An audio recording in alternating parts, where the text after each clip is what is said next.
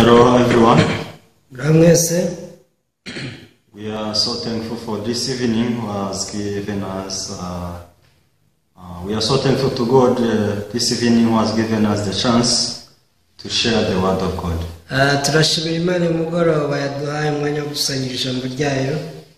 So I hope as we listen the word of God continuously, our heart will become light. Niringiye ko mu gihe twumva ijambo ry'Imana tudasiba imitima yacu izuzura umucyo. So from the beginning our hearts are very far from the heart of God. Kuva kera imitima yacu yabaye iri kure y'Imana. But we hope that through His word our heart can come close to the heart of God. Ariko twizera ko binyuze mu ijambo ry'Imana imitima yacu yakwegerana n'Imana. I will pray then we begin. Reka nsenge rero dukomeze. Father, we thank you for this evening. Data tugushimira umugoroba. We are so happy in this time you have provided for us. Turanezerewe kubw'uyu mwanya waduhaye. You be with our heart as we listen the word of God. Bana n'imitima yacu mu gihe twumva ijambo ry'Imana. So that the new heart we prepared for us, we can receive it as it is. Kugira ngo umutima mushya waduteguriye tuwakire ukuri. We pray believing the name of Jesus. Tubisabye mu izina rya Yesu.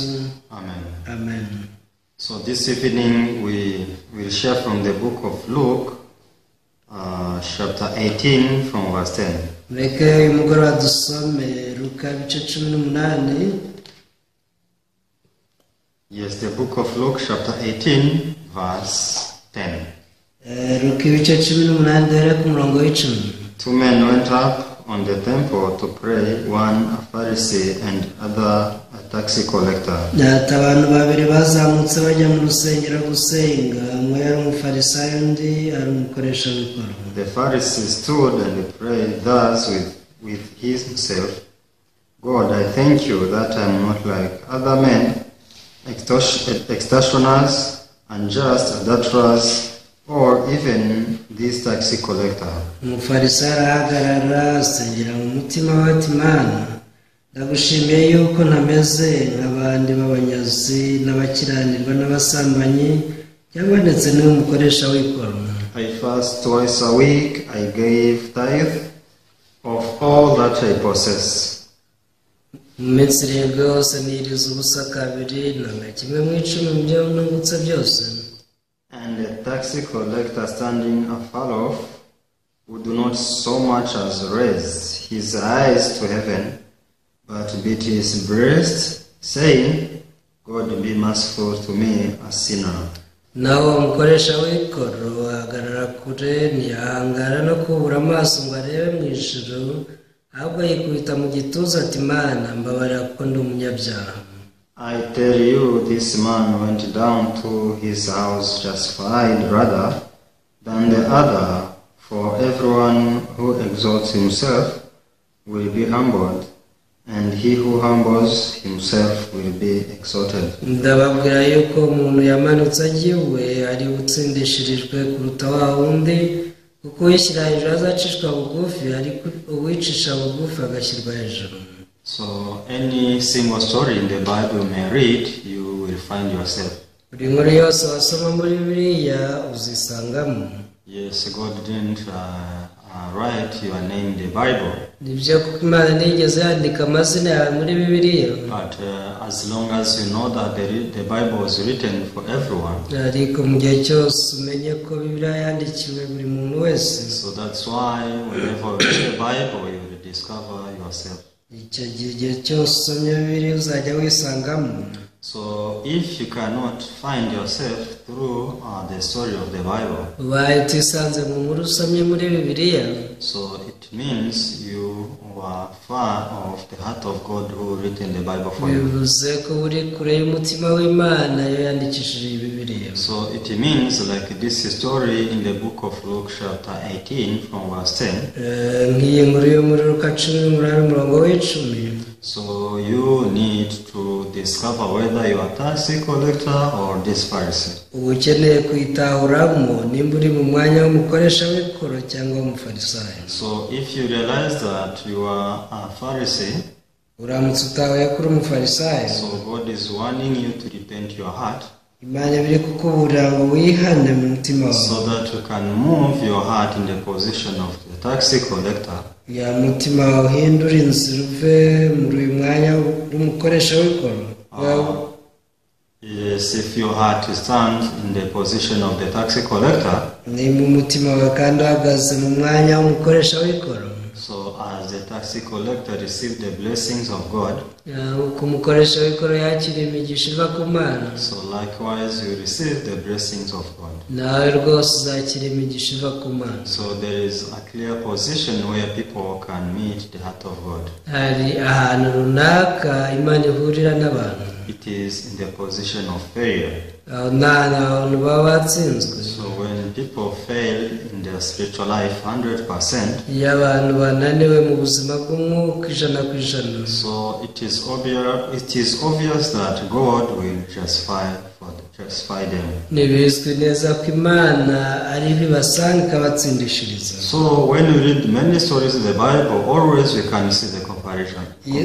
iyo usomye inkuru nyinshi muri buri gihe usanga harimo kugereranya ibintu bibiri. You can find the comparison between the Pharisee and the tax collector. ushobora kubona igereranya ry'umufarisayo n'umukoresha w'ikoro. You can see the comparison between Abel and Cain. ushobora kubona igereranya rya Kayini n'Abeli. You can see the comparison between Esau and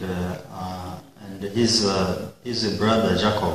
ushobora no kubona igereranya hagati ya Esawu na murumuna we Yakobo. So not only them, we will find the comparison between King Saul and King David.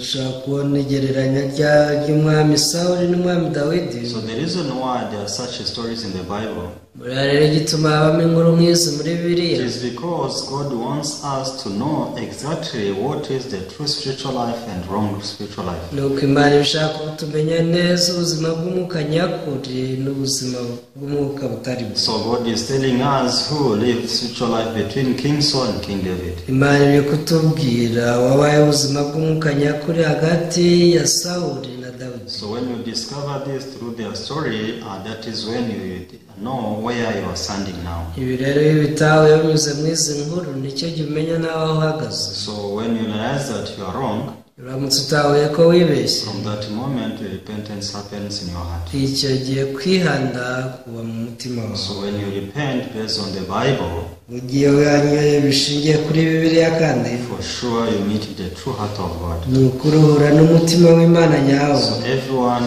is waiting to meet God, abantu bose baba biteze guhura n'Imana, but there is a clear position where we can meet God. ariko hari ahantu h'ingenzi duhurira nayo. So as I said, when you fail, you meet God, nuko nabibabwiye iyo wamaze gutsindwa uhura n'Imana, because it is in the position where you need help from Him. kubera ko aho niho hantu uba ukeneye ubufasha buva ku Mana. So when we see this story in the book of Luke chapter 18, rero mwitegereje izi nkuru ziri muri Luka 18, we can see one by one how this Pharisee lived before God. ushobora kubona kimwe ku kindi uko umufarisayo yabaga imbere y'Imana. So because it is portrayed in the Bible, kubera ko byagaragajwe muri Bibiliya. he lived believing in God well. yabayeho yizera Imana neza, He lived doing good. yakoraga neza, He lived trying to keep the law. yagerageza kubahiriza amategeko. So Bible says he could make fasting prayer thrice a week. Bibiliya ivuga ko yajyaga yiriza ubusa kabiri mu cyumweru. So and he could give offering for everything he possessed. yajyaga atanga n'icyacumi cya buri kintu cyose atunze. He was not a sinner ntabwo yari umunyacyaha, like this tax collector. ntabwo yari ameze ngo nk'umukoresha w'ikoro. It means he was avoiding what is sin in his life. bivuze ko yajyaga yirinda icyaha n'igisa nacyo mu buzima bwe. So when he stood before God, this is how he was boasting on himself. ubwo yahagararaga imbere y'Imana rero uku niko yiyemeraga. But when I see the end result of what he did, ariko twitegereje umusaruro w'ibyamubayeho, he was rejected by God. Imana He yaramwamagaye, was chased out. Imana yaramwirukanye, He was cursed by God. yirukanwe n'Imana. So When I was reading this story in the beginning, before I know the heart of God through it, mbere yo kumenya umutima w'Imana uri muri iyi nkuru narayisoma, I was confused so much. ariko nayisoma nkumva ngize urujijo cyane. I was asking myself, does God hate someone who does good? najyaga nibaza nisi Imana yanga abakora neza? Does God hate those who give offering and tithe well? ese yanga abatanga icya cumi n'amaturo neza? Does God hate those who try to keep the law well? yanga se abagerageza kubahiriza amategeko neza? So I was confused in this way. nari mfite urujijo nk'uru nguru. So what does God want people to do? ntisuba Imana ishaka ko abantu bakora iki? Because when I see the life of this Pharisee, iyo nitegereje ubuzima bw'umufarisayo, he was organized life. bwari ubuzima rwose buri ku He murongo. was a person who cannot miss prayer yari every week. umuntu wasengaga, So he could fast. yari umuntu uniyiriza ubusa. So of course he had to give what he was supposed to eat to the poor. yajyaga aha abakene ibyo yakariye, So he could try to keep the law.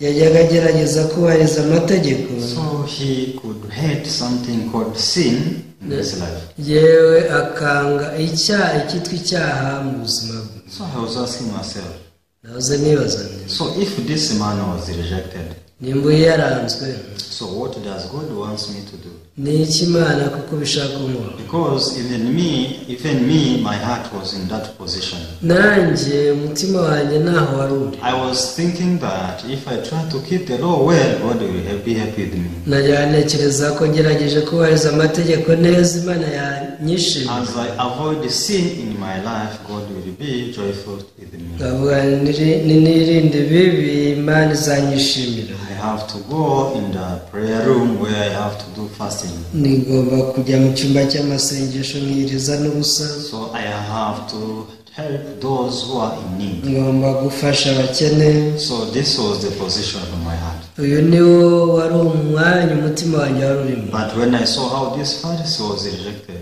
ariko nitegereje ko umufarisayo yanzwe, a lot of confusion came in my heart. urushiro rwinshi rwaje mu mutima wanjye. So but I came to realize that I was only focusing on this Pharisee. ariko naje gutahura ko ibyo nari mpanze amaso ari uyu mufarisayo gusa. But God wanted me also to see this tax collector. ariko Imana ishaka ko ndeba n'uruhande rw'umukoresha w'ikoro. So I came to learn what was the life of the tax collector in the Bible. naje kwiga ubuzima bw'umukoresha w'ikoro muri Bibiliya. So a tax collector was a Jew. uyu mukoresha w'ikoro yari umuyuda. And as their land was dominated by the Roman Empire. mu gihe igihugu cyabo cyari cyarigaruriwe n'ubwami bw'abaroma. This is how the Roman Empire could give the tax or the job some Jews who have to collect the tax. rero ubwami bw'abaroma bwajyaga buha akazi bamwe mu bayuda ngo bajye baka bene wabo imisoro. So he was working for the Roman Empire. ni ukuvuga ngo yakoreraga ubwami bw'abami bw'abaroma. So he was supposed to stand on the Romans soldiers, not on the Jews, his fellow. bivuze ngo yajyaga akoreshwa n'abasirikare b'abaroma ari mu ruhande rw'abaroma aho kuba mu ruhande rw'abayuda. So this is how he had to torment his fellow Jews so that he can receive a lot of benefit from them. ibyatumaga atoteza abayuda benshi kugira ngo yungukire ku baroma. So he had to deceive. rimwe na rimwe yajyaga abashuka cyangwa ababeshyera. So he had to perform well so that the Romans could appreciate him. uko biri kose yagombaga gukora neza mu kazi ke kugira ngo abaroma bamushimire. So because of this, such people were so evil and dirty in the eyes of the Jews. rero mu maso y'abayuda abantu nk'abo ngabo bari abantu babi cyane. So they are supposed not to inherit the kingdom of God. bumvaga ari abantu badakwiriye no kujya mu ijuru. So evil, so bad. baba ni babi cyane. people cannot be forgiven at all. ntabwo rwose bakwiriye kubabarirwa habe na gato. So that is the reason why when this Jew was praying on the mountain, niyo mpamvu uyu mufarisayo igihe yari arimo asenga, so when we read verse 11, umurongo wa 11, he said, when we started from the middle, he said, I thank you that I'm not like other men, extortioners, unjust, adulterers, or even this tax collector. duhereye hagati yaranditse ngo ndagushimiye yuko nameze nk'abandi b'abanyazi n'abakiranirwa n'abasambanyi cyangwa ndetse n'uyu mukoresha w'ikoro. This is what he was saying. ibi ni byo yivugiye. Even I'm different from this tax collector. yaravuze ati ntandukanye n'uyu mukoresha w'ikoro. Because this tax collector is very evil. uyu mukoresha w'ikoro ni mubi cyane. He's very bad. ni mubi. I'm not like him. ntabwo rwose meze nkawe. I don't do evil as he does. njye sinyankora amabi nk'uko akora ibibi. So this is how he was justifying himself. uku niko yari arimo yitsindishiriza ubu. But who is a judge? ariko si umucamanza ni So there is no one who can judge for himself. nta n'umwe wakwicira urubanza. So he has to sit down in the court and the judge will do his job. yari akeneye kwicara mu rukiko, umucamanza akaba ari umuca urubanza. So our judge in our spiritual life is Jesus, is God. igihe yari umucamanza wacu mu buzima bw'umwuka ni Yesu. You cannot be your judge by yourself. ntabwo wowe wakwicira urubanza. Your friend cannot be your judge. nta n'inshuti yawe ucira urubanza. Your wife cannot be your judge. n'umugore wawe yagucira urubanza. Your friend cannot be your judge. yewe n'inshuti yawe ntiyagucira urubanza. But your judge is God.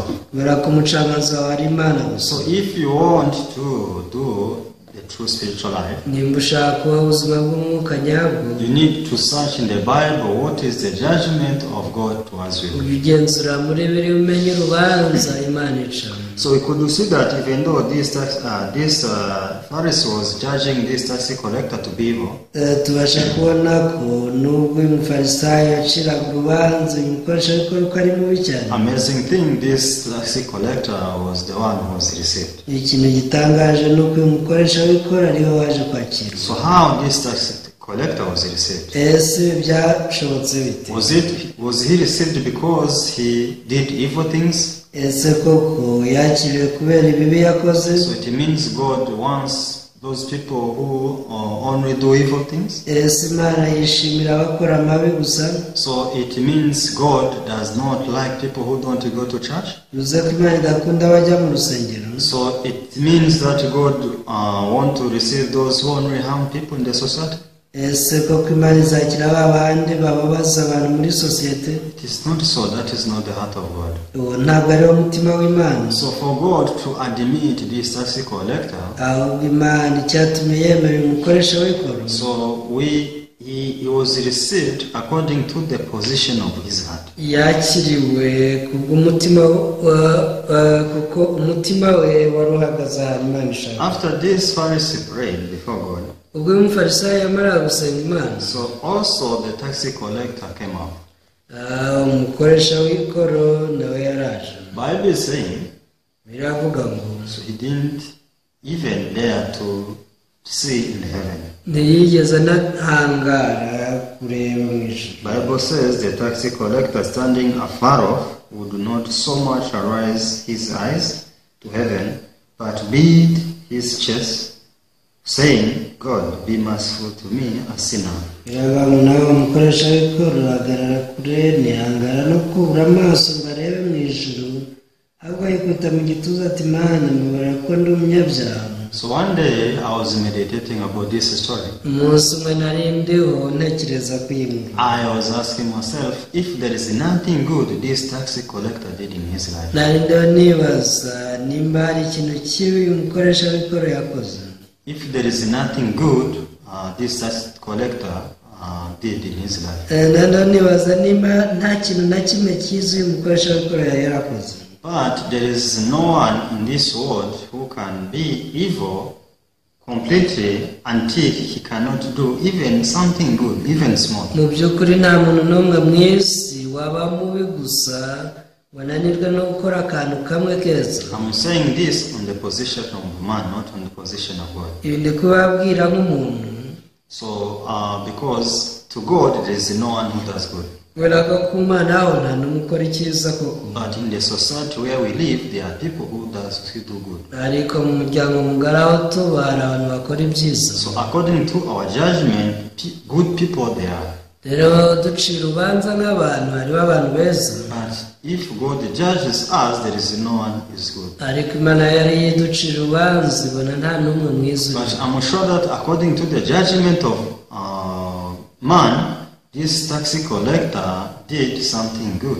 Icyo nizera ni uko ugendeye ku rubanza rw'Imana n'uyu mukoresha ariko hari ibyiza yari yarakoze. According to the judgment of man. Ugendeye ku rubanza rw'umuntu. So, but even though he knew this, but he realized that God cannot accept me because of this. Gusa nubwo yari abizi ko hari ibyiza yaba yarakoze, yamenye neza ko Imana itamwemera binyuze muri ibyo byiza. So he realized that I'm standing before God, not before man. Amaze gutahura ko ahagaze imbere y'Imana atari imbere y'umuntu. So as I stand before God, yaravuze ati mugihe mpagaze imbere y'Imana, so I have nothing to boast on. nta kintu na kimwe ngomba kwirata. I'm a person who is worthy to perish. Ndi umuntu rwose ukwiriye kurimbuka. This is how I was born.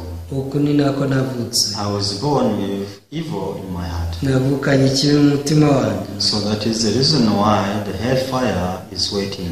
Nyuma umuriro utazima untegereje. So if I don't receive your grace, the grace from you, ati Mana nakiri ubuntu ngo mbabarirwe nawe, there is nothing else which can justify me. nta kindi kintu cyatsindishiriza. So we can see the tax collector stood before God with the empty hand. Tubasha kubona ko umukoresha ariko ahagaze imbere y'Imana afite umutima uri mu busa. So since he was with the empty hands, he was ready to receive. Kubera ko rero nta kintu yari afite, yari yiteguye kwakira. So but this Pharisee was standing before God with full hands. Ariko umufarisayo we yari ahagaze imbere y'Imana yuzuye ibintu byinshi acigatiye mu. So his heart was full of things, good things he did. Umutima wari wuzuye ibyiza byinshi ngo yakoze. So these people are totally different. Bene abantu bombi baba batandukanye. So imagine if I place the two containers before you. Tekereza nzanye ibitega bibiri imbere yawe. So one container is full, Itega kimwe nkaba nakije, but another container is empty. ariko ikindi kikaba kirimo ubusa. So if I tell you, you fill this container, ndamutse mubwiye ni uzuza ibi bitega, so which container will you fill? ese uzuza ikihe gitega? I'm sure that the container which is empty, nzi neza yuko cya gitega kirimo ubusa, such container will be filled. nicyo ubasha kuzuza. So but since this container was placed before you being full, ariko kubera ko hari ikindi cyagushyizwe imbere kandi cyuzuye, so what you will say that I have nothing to do with this full container. uzavuga uti iki cyo nta hantu rwose turi buhurire. So this is how it is when we stand before God. uku rero niko bitugendekera natwe duhagaze imbere So y'Imana. when we stand before God with our goodness, igihe duhagaze imbere y'Imana n'ineza when yacu, we stand before God with our righteousness, igihe duhagaze imbere y'Imana no gukiranuka kwacu, so there is nothing we can receive from God. nta kintu twakwakira kiva ku Mana. So unless God is looking to us, wanting to give His grace and mercy, Imana iramutse idushatse ngo tugirire ubuntu, so there is no place where this grace, this mercy can be filled. ntabwo yabona rwose aho ishyira ubwo buntu. So that is the reason why people like this tax collector, rero abantu bameze nk'umukoresha w'ikoro, those who stand before God being empty, bahagarara imbere y'Imana nta cyiza bifitemo, those who realize that when I stand before God I have nothing to boast on, babandi batabura mu genda imbere y'Imana nta kintu mfite cyo kwirata. so they are those to receive grace and mercy from bene God. aba bakira ubuntu bw'Imana bakakira impuhwe zayo. So that's when I came to realize that I was living spiritual life like this Pharisee. naje gutarura ko nabaga ubuzima bw'umwuka nk'umufarisayo. So that's when I changed my heart, uko niko umutima wanjye wahindutse, when I repented my heart from the Pharisee to the tax collector.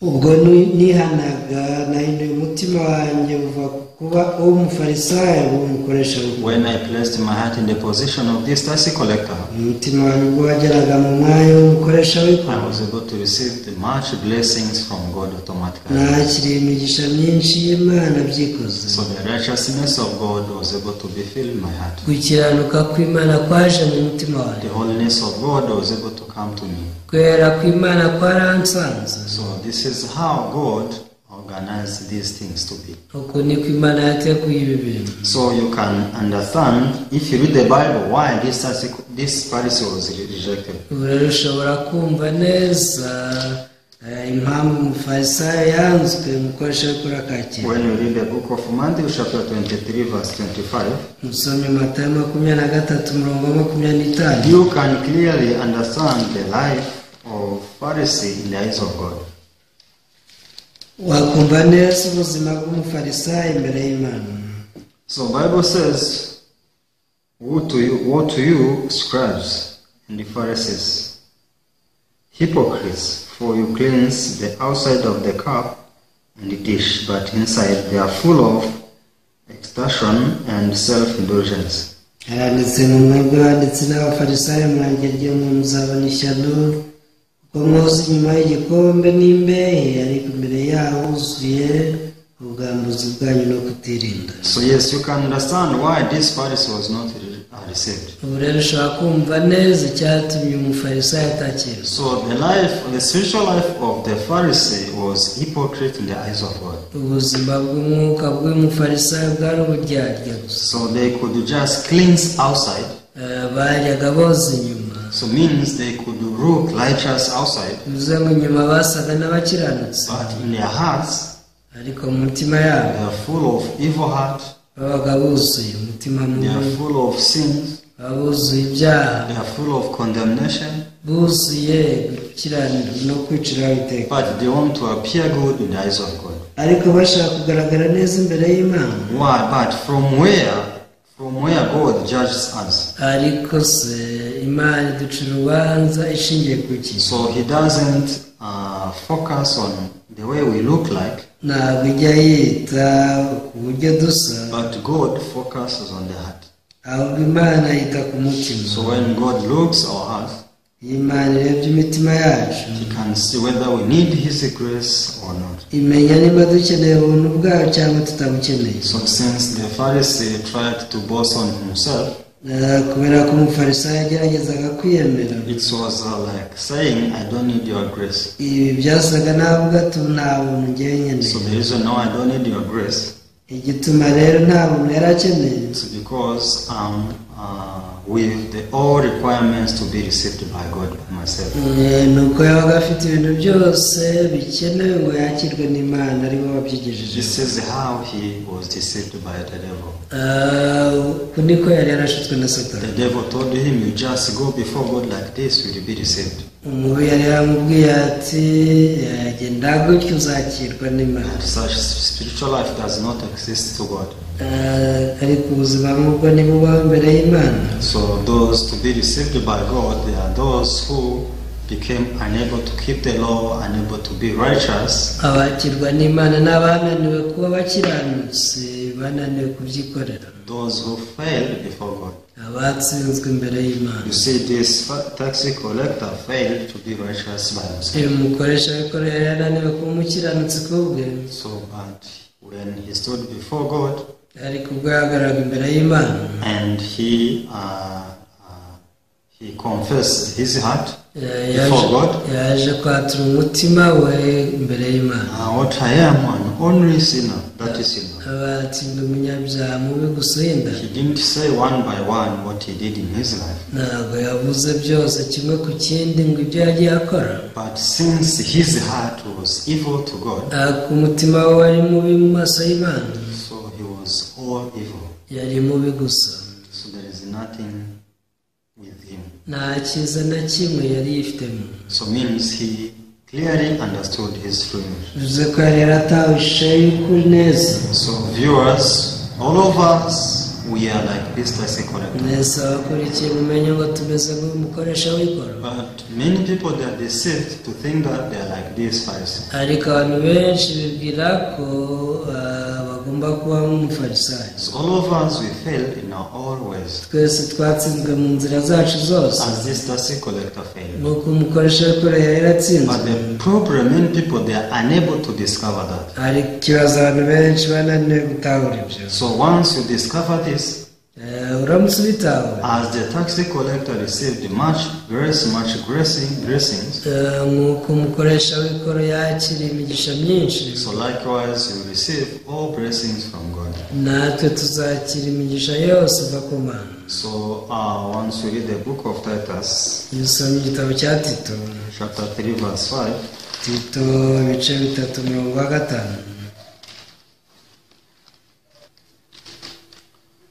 the book of Titus chapter 3 verse 5, Tito ibice 3 umurongo waho wa 5. Bible says, not by works of righteousness which we have done, but according to his mercy he saved us through the washing of regeneration of renewing of the Holy Spirit. Bibiliya igira iti iradukiza tabitewe n'imirimo yo gukiranuka twakoze, ahubwo kubw'imbabazi zayo idukirisha kubagirwa, ariko kubyarwa ubwa kabiri ikadukirisha no guhindurwa bashya n'Umwuka Wera, Whom he poured out on us abundantly through Jesus Christ our Savior. uwo yahaye Yesu Kristo umukiza wacu kuducuncumuriraho. So this is what Bible says. Ibi nibyo biri kutubwira, Not by works of righteousness ntabwo ari imirimo yo gukiranuka twakoze, which we have done, but according to his mercy he saved us. ahubwo yadukije kubw'imbabazi zayo. So imagine if this Pharisee is saved. Tekereza nimba umufarisayo, Imagine if God saves this Pharisee because of what he did.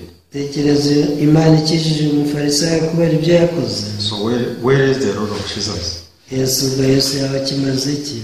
What is the need of Jesus to come and experience a great pain on the cross? Yesu yaba yari akeneye we ngo akore iki mu isi? So since God